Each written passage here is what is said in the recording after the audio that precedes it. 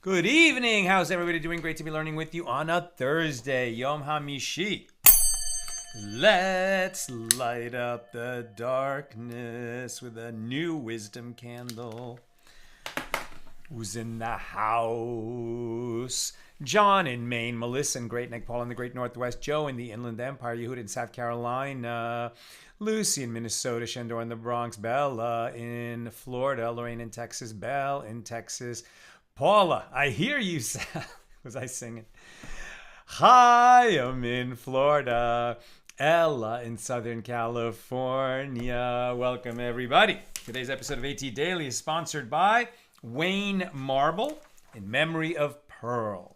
May the neshama, may Pearl's soul have a great aliyah, a great elevation in the world of souls. And Wayne, may you and all your loved ones be showered in blessings. We say amen and thank you for enabling us to share more Torah with more people around the world. Okay, before this becomes a massive distraction, focus, showtime. Okay. Today, we are, with God's help, going to complete Chapter 7 here in Tractate Sanhedrin, the 24th volume of the Talmud. We're picking it up on page 67a at the top. Our daf is 67, with Mishna number 14 here in Chapter 7, the penultimate Mishnah. With regard to the case of an inciter is one who incites others to commit the sin of avodah zarah, idolatry. With regard to the case of an inciter, listed among those liable to be executed by stoning, this is an ordinary person, not a prophet. And it is referring to one who incites an ordinary person and not a multitude of people. What does the inciter do? He says, there is an idol in such and such a place which eats like this, drinks like this, does good for its worshipers like this, and harms those who do not worship it like this. In other words, he gives people the rundown on why they should worship this idol. Now, the Mishnah states a principle with regard to the halacha, the law, of an inciter. With regard to all those mentioned in the Torah who are liable to receive the death penalty, if there are no witnesses to their transgressions, the court does not hide witnesses in order to ensnare and punish them, except for this case of an inciter. In the sin of incitement to a Jew who would lead other Jews away from God and to worship idols, this is considered such a grievous sin that we suspend the normal prohibition against ensnaring somebody, right, by sort of, having witnesses hide behind around the corner or behind the fence or something, so that they can witness this person committing the sin of incitement. Normally, for any other transgression, especially a death penalty transgression, okay, witnesses come to the court and say, we saw this person commit this offense, this death penalty offense, and we warned him and he did it anyway, etc. Okay, then the trial goes forward. But when we hear about an inciter and no witnesses come forward, then we will go out and investigate and even create a situation where witnesses can witness this person doing the inciting. Now, we're not going to make him incite others. It's not that kind of entrapment, but we'll create a situation where he can do his inciting and be witnessed. The Mishnah elaborates, if the inciter said his words of incitement to two men, they are his witnesses, and he does not need to be warned before the transgression. Right? Warning is normally required, meaning if you do this, you should know it's a death penalty offense, and then the guy does it anyway. So he was warned that it was a death penalty offense, and that warning is part of the required witnessing before the death penalty would apply. We suspend that rule in the case of the inciter. Warning is not necessary for him, only for him. If the inciter said his words of incitement to two men, they are his witnesses, and he does not need to be warned before the transgression. They bring him to court, and they stone him. If he said his words of incitement to one man alone, that man's testimony would not be sufficient to have the inciter executed. Therefore, he says to the inciter, I have friends who are interested in this. Tell them too. And this way, there will be more witnesses. Now, the Mishnah continues, if the inciter is cunning, and he knows that he cannot speak in front of two men, the court hides witnesses for him behind the fence so that he will not see them. And the man whom the inciter had previously tried to incite says to him, say what you said to me when we were in seclusion. And the other person, the inciter, says to him again that he should go worship an idol. And he says to the inciter, how can we forsake our God in heaven and go and worship wood and stones? If the inciter retracts his suggestion, that is good. We don't want to execute this guy. We would prefer that he, atone, that he, redeem himself, and that he reject his previous behavior of inciting others to idolatry. So we give him that chance. But if he says, this idol worship is our duty, this is what suits us, then those standing behind the fence bring him to court and have him stoned. The law of an inciter includes one who says, I shall worship idols, or one of the following statements. I shall go and worship idols, or let us go and worship idols, or I shall sacrifice an idolatrous offering, or I shall go and sacrifice an idolatrous offering, or let us go and sacrifice an idolatrous offering, or I shall burn incense as an idolatrous offering, or I shall go and burn incense, or let us go and burn incense, or I shall pour an idolatrous libation, or I shall go and pour a libation, or let us go and pour a libation, or I shall bow to an idol, or I shall go and bow, or let us go and bow. In other words, any of these formulations are going to work as long as it is clear that he's trying to incite a fellow Jew to, turn his back on God and go and worship idols with him. Then he has committed the sin of incitement. That's the Mishnah. Now the Gemara. The Mishnah teaches, with regard to the case of an inciter, this is an ordinary person. So the Gemara infers the reason he is executed by stoning is that he is an ordinary person. But if he is a prophet, then he is executed by strangulation, not by stoning. And the Mishnah states further, and it is referring to one who incites an ordinary person. So the Gemara infers the reason he's executed by stoning is that he incited an individual. But if he subverted a multitude of people, then he is executed by strangulation. So consequently, whose opinion is expressed in the Mishnah? It is the opinion of Rabbi Shimon. As it is taught in a Baraisa, a prophet who subverted others to participate in idol worship is executed by stoning. Rabbi Shimon says he is executed by strangulation. Likewise, the subverters of an idolatrous city are executed by stoning. Rabbi Shimon says by strangulation.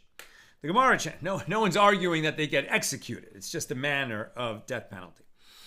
The Gemara challenges, well, say that the last clause of the Mishnah, i.e., say that the following Mishnah, with regard to the case of the subverter, listed among those liable to be executed by stoning, this is one who says, let us go and worship idols. And Rav Yehuda says, that Rav says, in this Mishnah, the sages taught the case of the subverters of an idolatrous city. The Torah mentions this sin separately. So obviously, one who incites an individual to go perform idolatry, that would be a subset of one who subverts a whole city, right? Who incites a multitude of people to go and commit idolatry. But we're going to study them separately because the Torah lists them separately. One who incites individuals and one who subverts a multitude. But what they're subverting or inciting to is the same, to go commit idolatry. Yeah. And Rav Yehuda says that Rav says, in the Mishnah, the sages taught the case of the subverters of an idolatrous city. And here we arrive at the opinion of the rabbis, who hold that those who incite a multitude of people are also executed by stoning. We don't use a different penalty. Is it possible that the first clause of the Mishnah expresses the opinion of Rabbi Shimon, and the last clause expresses that of the rabbis who disagree with Rabbi Shimon? So Ravina says the entire Mishnah is in accordance with the opinion of the rabbis. And the Tan of the Mishnah teaches the Mishnah employing the style of not only this, but also that. In other words, the Mishnah should be explained as follows.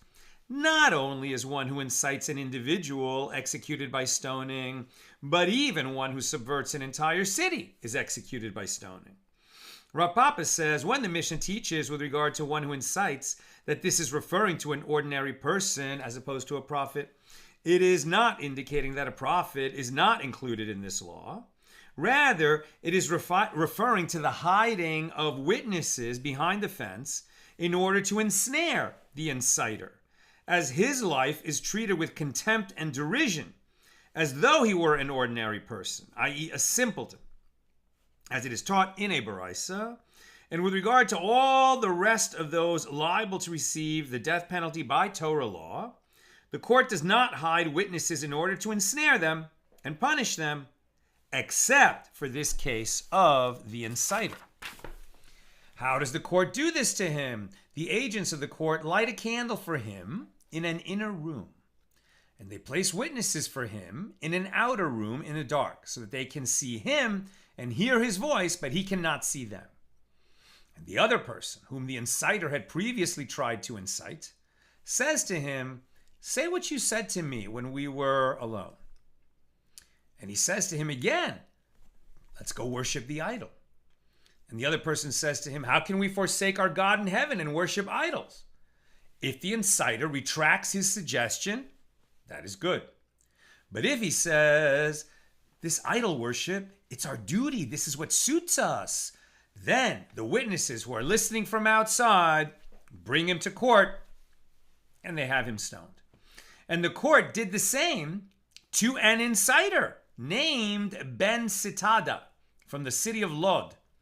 And they hanged him on Erev Pesach, on the eve of Passover. And the Gemara asks, why did they call him Ben Sitada when he was the son of Pandera? So Rav Chisda says perhaps his mother's husband, who acted as his father, was named Sitada. But his mother's lover, who fathered this mamzer, was named Pandera. So the Gemara challenges, but his mother's husband was Papos ben Yehuda, not Sitada. Rather, perhaps his mother was named Sitada, and he was named Ben Sitada after her, since it's unclear who his father was. The Gemara challenges, but his mother was Miriam, who braided women's hair. And the Gemara explains, this is not a contradiction. Sitada was merely a nickname.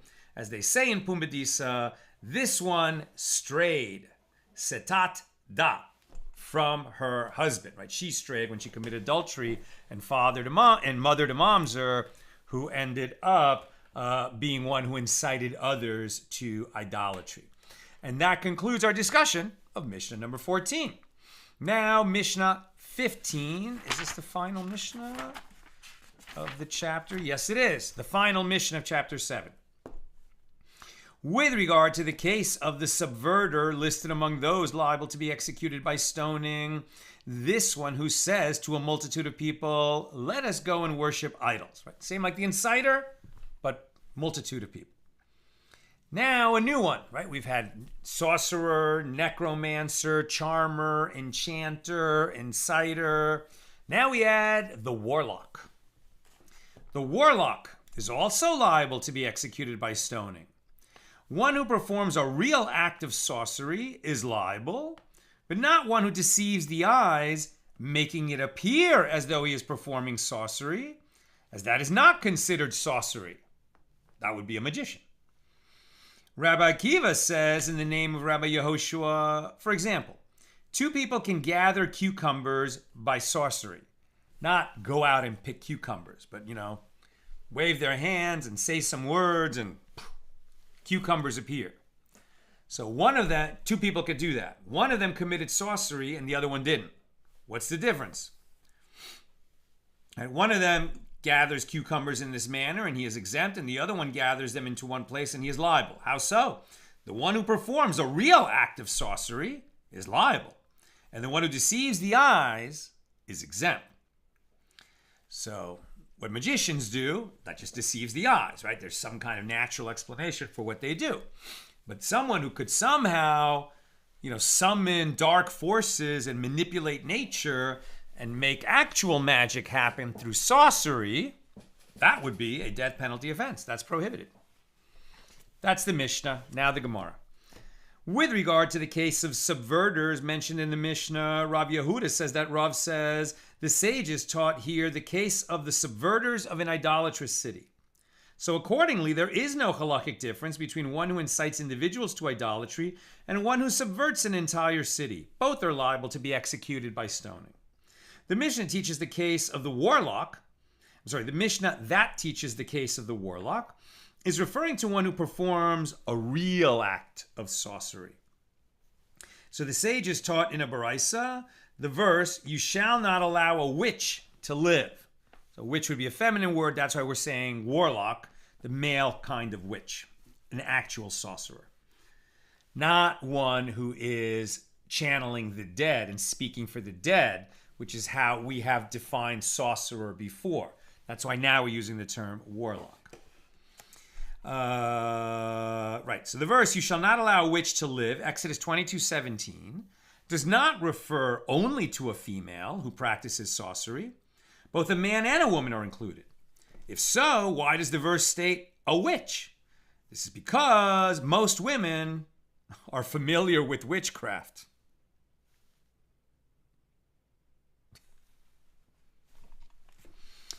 In what manner is their death sentence administered?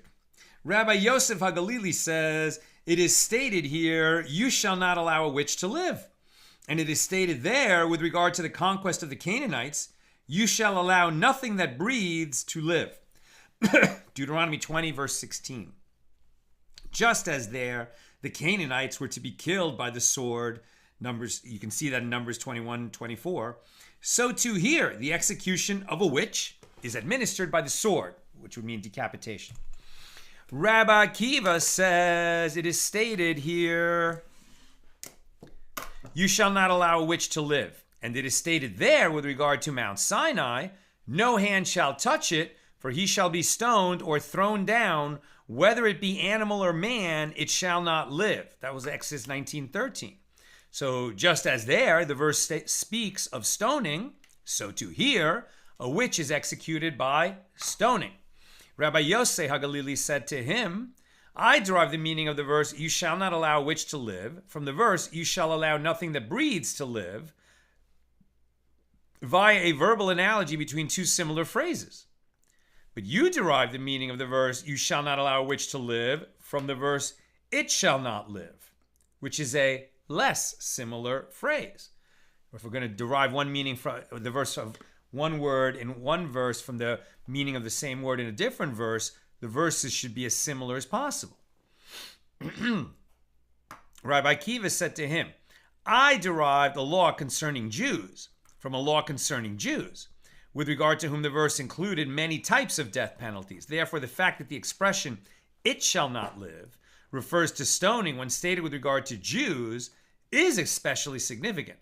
But you derived the law concerning Jews from a law concerning Gentiles, with regard to whom the verse included only one type of death penalty, namely decapitation. Since that is the only type of capital punishment that applies to Gentiles under Torah law, it cannot be derived through a verbal analogy that the same type applies to a Jewish sorcerer. Now we're on page 67b. Now the Brisa continues, Ben Azai says that it is stated, you shall not allow a witch to live, and it is stated in the following verse, whoever lies with an animal shall be put to death. Now the fact that the Torah juxtaposes this matter to that matter is to teach that just as one who lies with an animal is executed by stoning, so too a warlock is executed by stoning. Now with regard to this derivation, Rabbi Yehuda said to him, and because the Torah juxtaposes this matter with that matter, shall we take this person out to be stoned? I mean, it's funny because we're going to kill him. The only question is, which kind of death penalty is it? But he makes it sound like, oh, are we really going to be so harsh? Yeah, because stoning is considered the harshest of the death penalties because the body, the corpse afterward, is disfigured. Now, should he be sentenced to the most severe type of capital punishment on that basis? Rather, the source is as follows. A necromancer and a sorcerer were included in the general category of warlocks. And why were they singled out from the rest? With their prohibition and punishment stated independently, because the Torah mentions the necromancer and the sorcerer separately. Well, now, this was done in order to draw an analogy to them and say to you, just as a necromancer and a sorcerer are executed by stoning, so too a warlock is executed by stoning. So the Gemara asks, according to the opinion of Rabbi Yehuda as well, let the punishment with regard to a necromancer and a sorcerer be considered two verses that come as one, i.e., they teach the same matter, and therefore the law of other cases cannot be derived from it. Right? When two matters come together in order to teach a single law, one of the principles of hermeneutics of the sages of exegesis is that we do not extend that precedent into other areas. If we were meant to extend it into other areas, one example would have sufficed. Two are there as a limitation. In other words, if a law is taught with regard to two individual cases in the Torah, the understanding is that this law applies only to those cases. Had this law applied to other relevant cases as well, it would not have been necessary for the Torah to teach it twice. And the fact that two cases are mentioned indicates that they are the exceptions rather than the rule. Rabbi Zechariah says this means that Rabbi Yehuda holds that two verses that come as one do teach about other cases. It's funny because in writing, Nina and I, when we're screenwriting, there are two principles. It seems, and it's exact same contradiction. Right? One principle is 1 + 1 = 1/2. What does that mean? If a character has two motivations for doing an action in a story, that's weaker than if he has one motivation. Right? 1 + 1 is 1/2. Sort of like this. It limits it. On the other hand, when you want your audience to remember something, if you've said it once, you haven't said it at all. You need to say it again so the audience has a chance to remember it. Let's move on. Rabbi Yochanan says, why is sorcery called mechashifim? Because it is an acronym for contradicts the heavenly entourage. Shemekachishin pamalia shel maila. Sorcery appears to contradict the laws of nature established by God. This is a very good description of what genuine sorcery would be. It would be some kind of aberration of nature, something that we expect only God and angels to do, to subvert the laws of nature and make something supernatural happen. Do people really have that power? Apparently they did. Maybe they still do. The verse states, to you it was shown so that you would know that the Lord is God. There is none else besides him. Deuteronomy 4, verse 35. And Rabbi Hanina says this is true even with regard to a matter of sorcery. Sorcery is ineffective against a righteous person. That's why there is sorcery in the world.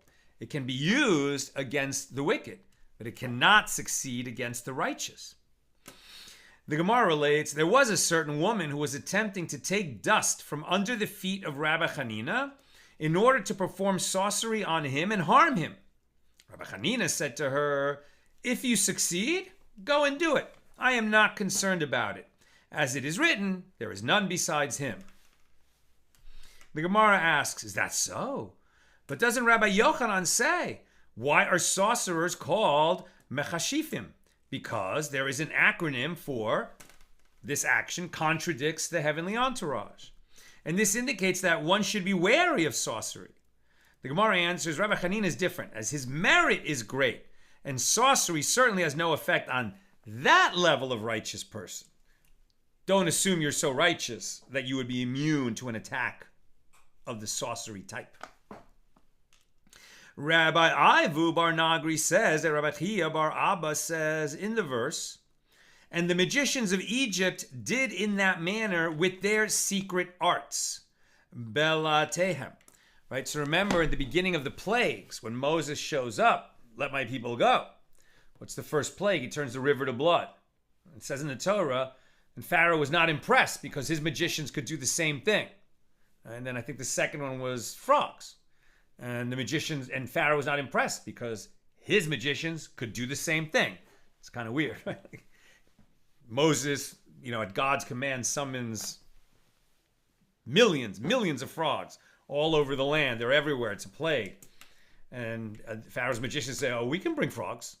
Like somehow they produce some frogs inside the castle. Like, oh, well, okay. Then it's no big deal. But when it comes to the lice, the magicians were not able to do it. The magicians of Egypt did in that manner with their secret arts. Exodus 7:22. These words are describing acts of employing demons, which are invisible, and their actions are therefore hidden, balat.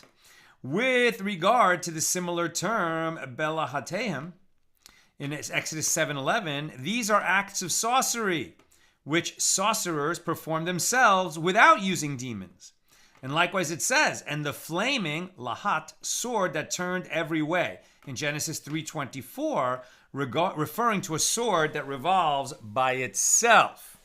Right, that's the ever-turning sword after Adam and Eve were expelled from Gan Eden, from the Garden of Eden.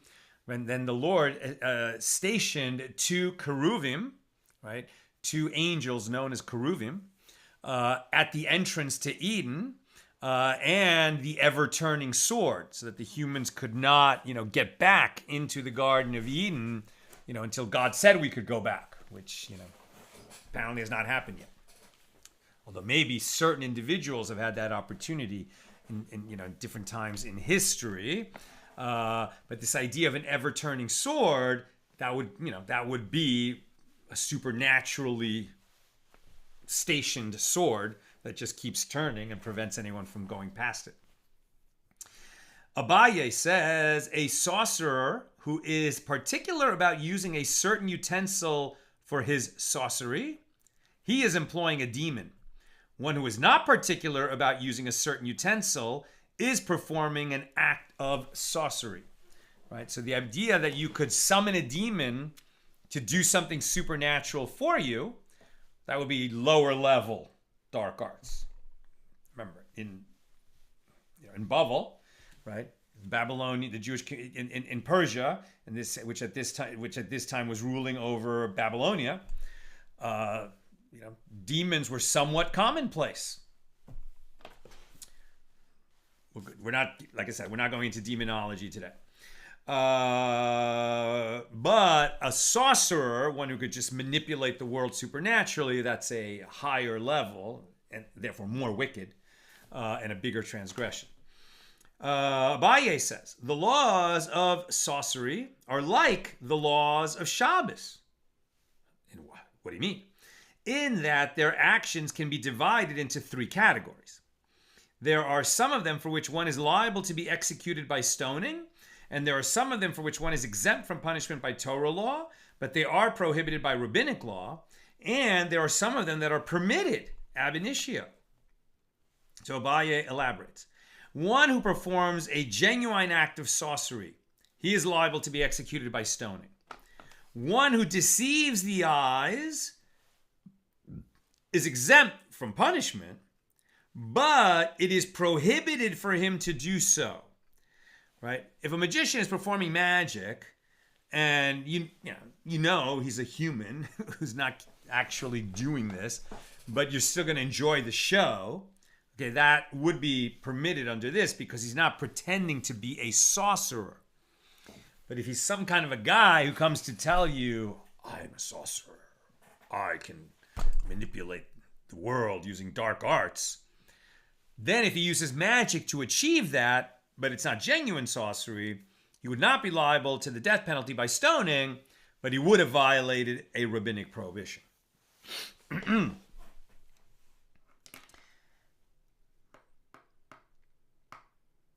And then there's a third category. So what is permitted ab initio? It's actually permitted. This is to act like Rav Hanina and Rav Oshaya. Every Erev Shabbos, right, every Friday, they would engage in the study of the laws of creation, the halachas of creation, and a third-born calf would be created for them, and they would eat it in honor of Shabbos. right? So they were using holiness, right, and names of God in a permitted manner because they were very high level, in mysticism, Kabbalah, practical Kabbalah, and they were able to, with their learning and their worship of God and their actions, either they were rewarded with it or they summoned, a very choice third-born calf so that they could have, very choice meat to eat on Shabbos. Rav Ashi said, and this is permitted. One who is that holy that can make that happen, go for it. Rav Ashi said, I saw Karna's father perform a magic trick in which he would blow his nose and cast rolls of silk from his nostrils by deceiving the eye. I've actually seen that magic trick myself, right? Magicians who's, they're like pulling handkerchiefs out of their nose or out of their mouth. We've seen that. Now, with regard to the verse, and the magician said to Pharaoh, this is the finger of God. This is when they couldn't imitate Moses' plagues anymore. This is when we get to the plague of lice. Rabbi Eliezer says it is derived from here that a demon cannot create an entity smaller than the size of a barley grain. Consequently, the magicians were not capable of duplicating the plague of lice, and they realized that this was not an act of sorcery, but rather it was a miracle performed by God. Rav Papa said, by God, they cannot create even an entity as large as a camel. They do not create anything. Rather, they can gather these large animals, leading them from one place to another. But they cannot gather those small animals, right? They can't make them appear. They can do some kind of magic, right? Where they get the animals transported from one place to another. We've seen magicians do amazing things, right? Where they drape, a curtain in front of a person, and then suddenly that person appears over there, or even an elephant, or even a car, right? But that is not sorcery. It's magic. Rav said to Rabbi Chia, I myself saw a certain Arab who took a sword and sliced a camel, and then he beat a drum, known as a betavla, and the camel arose from the dead.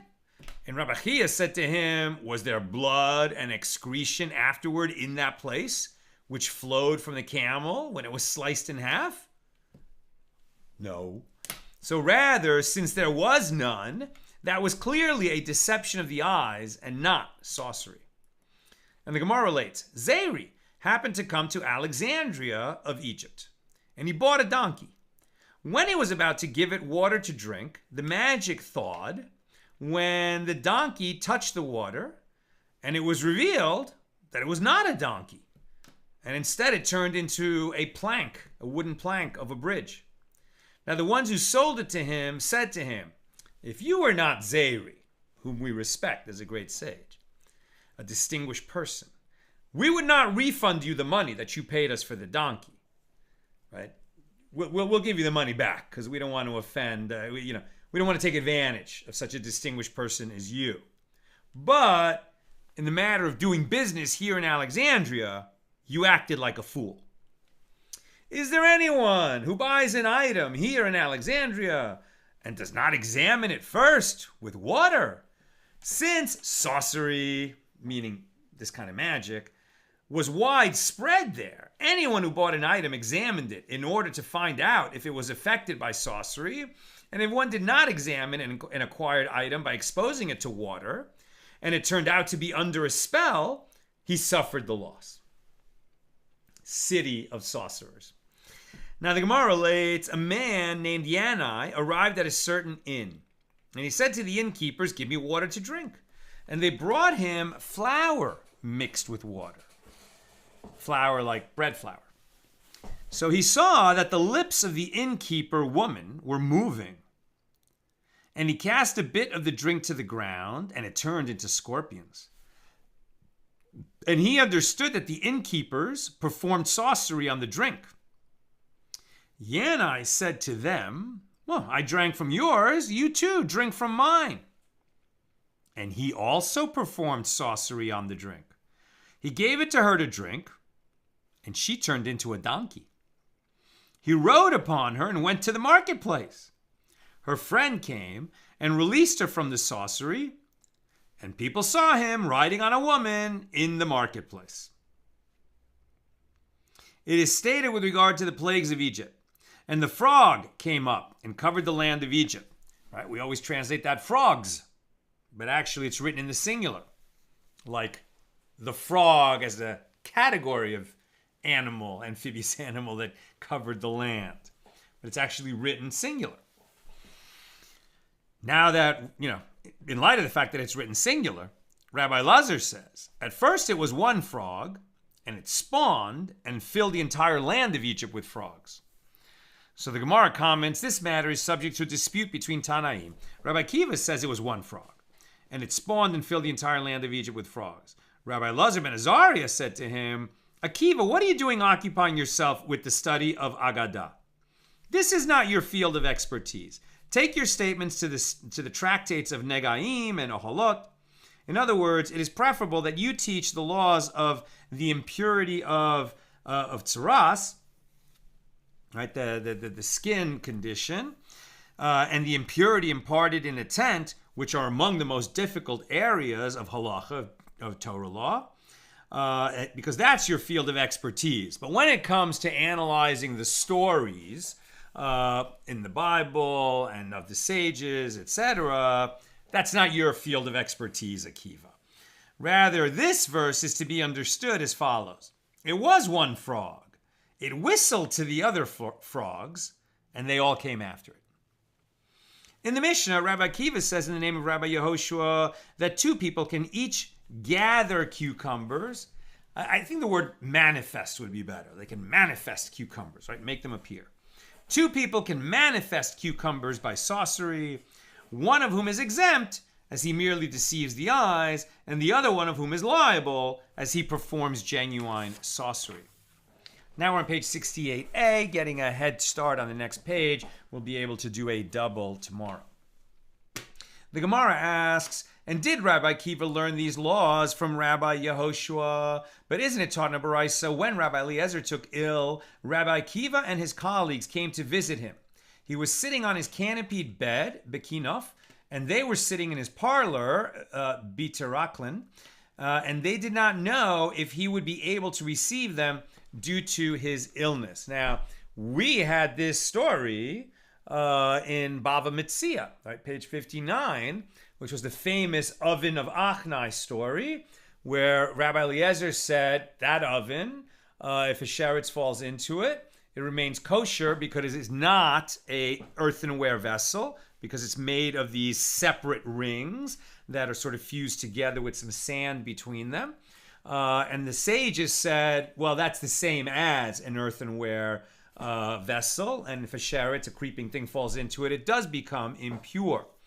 And Eliezer knew he was right, and he called on, if I am right in the law, which, by the way, if Eliezer was right, it would have been a boon to the poor people, because this would have been a kind of a new technology that would make it so that, if a creeping thing happened to fall into the oven, they wouldn't have to get a new oven. And he knew he was right.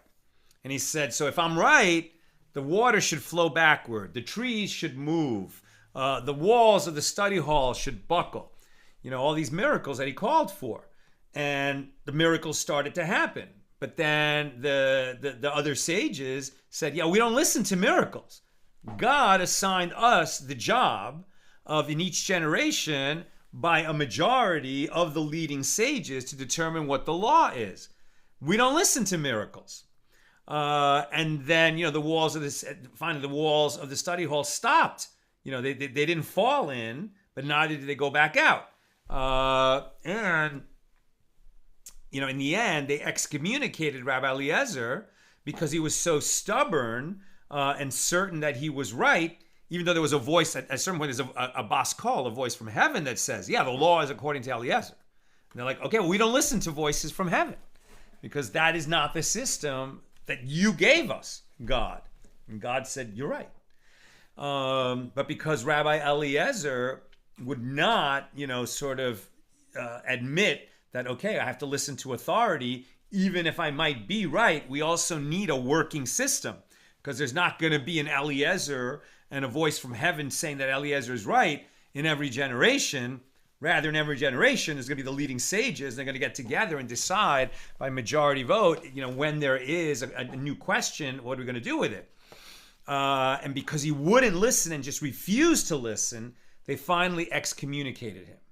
And the great Eliezer ben Hyrcanus, who was really the preeminent sage of that generation and the teacher of Rabbi Akiva, it broke his heart that he was no longer permitted to teach Torah to the other sages. And, he ended up just living by himself and with his wife and, never got over it, found no joy in life, and didn't live that much longer because he was so brokenhearted about this whole incident. So here we're talking about the end of Eliezer's life.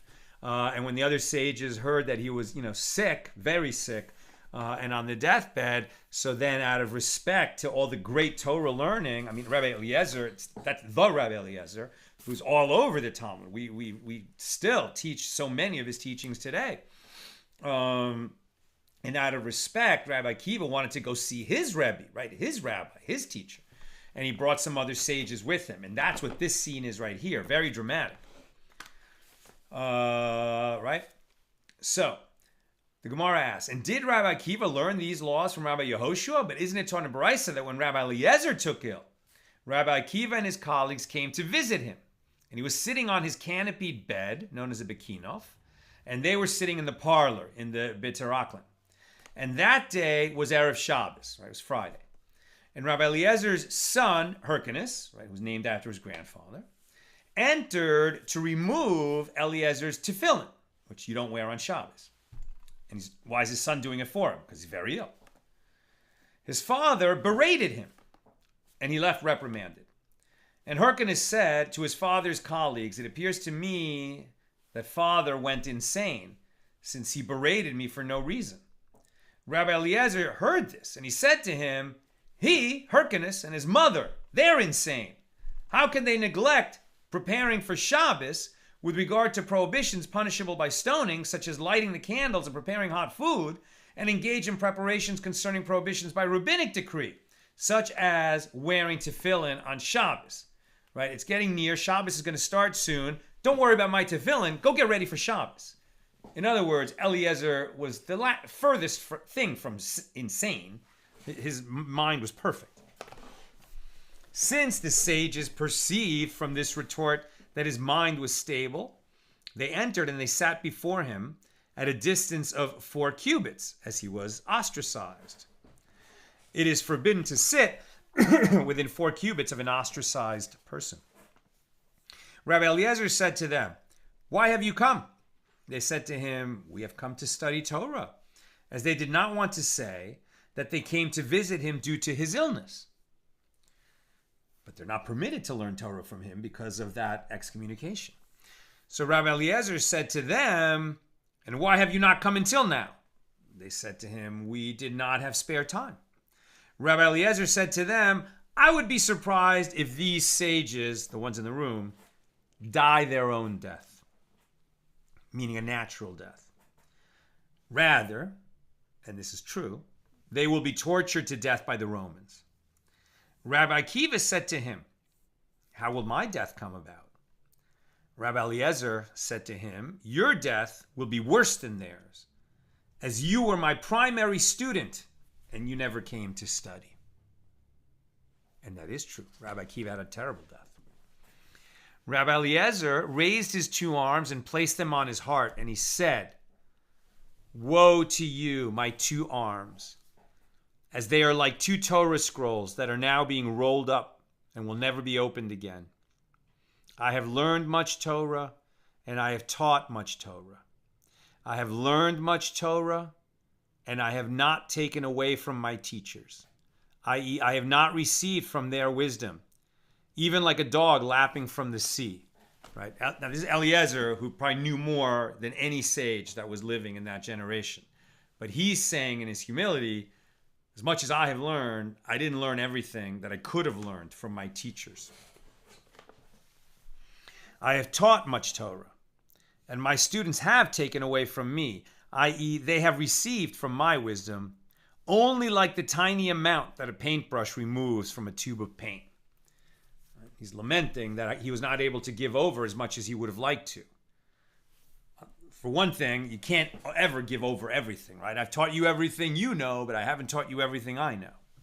But also because there were so many teaching opportunities missed after they excommunicated him. Moreover, says Rabbi Eliezer, I can teach 300 laws with regard to a snow-white leprous mark of tsaras, but no person has ever asked me anything about them. He could not find a student who could fully understand him in those matters. And moreover, I can teach 300 laws, and some say that Rabbi Eliezer said 3,000 laws with regard to the planting of cucumbers by sorcery. But no person has ever asked me anything about them except for Akiva ben Yosef, Rabbi Akiva, who's right here. That's why we're learning this story right now. So Rabbi Eliezer knew all kinds of techniques and wisdom and hidden knowledge about sorcery involving cucumbers. But if sorcery is prohibited, how could this be? Rabbi Eliezer described the incident. Once, he and I, right, Akiva and I, were walking along the way, and he said to me, my teacher, teach me about the planting of cucumbers. I said one statement of sorcery, and the entire field became filled with cucumbers. He said to me, my teacher, you have taught me about planting them. Teach me about uprooting them. I said one statement, and they were all gathered in one place. After these comments, the sages asked him questions of halacha. What is the law with regard to ritual impurity of a ball made of leather and stuffed with rags? And likewise, a last, the frame on which a shoe is fashioned, which is made of leather and stuffed with rags. And likewise, an amulet wrapped in leather, and a pouch for pearls wrapped in leather, and a small weight which is wrapped in leather. These are all laws about impurity and whether a vessel is completed or not completed. Is it subject to impurity? Is it not? Rabbi Eliezer said to them, they are susceptible to impurity, and their purification is effected by immersing them in a ritual bath as they are, as there is no need to open them up. And they asked him further, what is the law with regard to a shoe that is on a last, right, where you make a shoe? It is considered a complete vessel, which needs no further preparation, and is therefore susceptible to, is it considered a complete vessel, which needs no further preparation, and it is therefore susceptible to impurity, or is it not yet finished, and therefore not susceptible to impurity, because a vessel can't become impure until it is a finished vessel? And Rabbi Eliezer said to them, it is pure. And with this word, his soul left him in purity. His last words were answering a halachic question and saying that that particular item is pure. And so the last thing he said in this world was pure, tahor. Rabbi Yehoshua stood on his feet and said, the vow is permitted, the vow is permitted. In other words, the ostracism that had been placed on Rabbi Eliezer is removed. I'm almost done. Questions or comments, please get them in. Rabbi Akiva was not present at the time of his death. So you can see this was a long meeting. At the conclusion of Shabbos, Rabbi Akiva encountered the funeral procession on his way from Caesarea to Lod.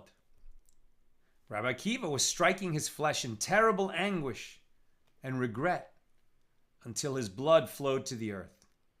And he began to eulogize Rabbi Eliezer in the row of those comforting the mourners. And he said, my father, the chariot of Israel and its horsemen. This is a verse from 2 Kings 2:12. I have many coins, but I do not have a money changer to whom to give them. Meaning, I have many questions, but after your death, I have no one who can answer them. The greatest sage. That's the story. Now, the Gemara returns to the matter at hand, why we're talking about this in the context of sorcery. So apparently, Rabbi Akiva learned the laws of gathering cucumbers, right, manifesting cucumbers through sorcery from Rabbi Eliezer, not from Rabbi Yehoshua. So the Gemara answers he learned it from Rabbi Eliezer, but he did not understand it. Later, he learned it from Rabbi Yehoshua, and Rabbi Yehoshua explained it to him. Now the Gemara asks, how could Rabbi Eliezer have performed that act of sorcery? But didn't we learn in the Mishna that one who performs an act of sorcery is liable? The Gemara answers, performing sorcery, not in order to use it, but in order to teach oneself the laws of sorcery and to distinguish sorcery from magic, etc., this is different, and it is permitted. As the master says that it is derived from the verse, you shall not learn to do like the abominations of those other nations. There shall not be found among you one who uses divination, a soothsayer, an enchanter, or a sorcerer. Deuteronomy 18, verses 9 and 10. Why is it stated in exactly that way? So that you shall not learn, i.e., it is prohibited for you to learn in order to do it. But you may learn, it is permitted for you to learn it, in order to understand the matter itself and teach it to others. And why would you need to know that and be able to teach it? So that if you ever called on to judge a case of sorcery, you'll know what sorcery is and is not. And that concludes chapter 7 here in Tractate Sanhedrin, the 24th volume of the Talmud. Let's take a few questions. Bill, I'd quibble about whether this is entrapment as described. There is, I grant, a fine line between an entrapment and a sting operation, but this seems more like the latter. Yeah, but incitement is that serious, right? And we don't allow those suspensions of the rules against, whether you call it entrapment or a sting. We don't allow that even in cases of murder, rape, incest, etc. We don't do that. But incitement, it's the Torah from God's mouth to us through our sages is telling us that incitement to go commit avodah zarah, idolatry, is that serious. Renee, I was just thinking about a certain Vegas magician act who walks a very thin line this way, holding himself out as perhaps more than a magician. Yeah, I mean, it's fascinating, right? I would say that at this point, does anybody really believe, that people have such a power? And that's why I think it's very interesting that in this chapter, there was a real distinction made between somebody who can, manifest cucumbers and someone who channels the dead. Right?